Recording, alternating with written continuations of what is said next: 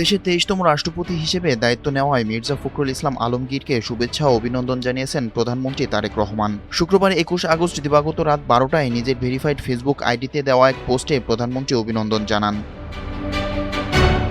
পোস্টে প্রধানমন্ত্রী লেখেন, গণতন্ত্র, সাংবিধানিক মর্যাদা ও জনগণের প্রত্যাশাকে ধারণ করে গণপ্রজাতন্ত্রী বাংলাদেশের ২৩তম মহামান্য রাষ্ট্রপতি হিসেবে শপথ নিয়েছেন জনাব মির্জা ফখরুল ইসলাম আলমগীর। রাষ্ট্রের সর্বোচ্চ সাংবিধানিক পদে তার দায়িত্বশীল, সফল ও মর্যাদাপূর্ণ পথ চলার জন্য রইল আন্তরিক শুভকামনা।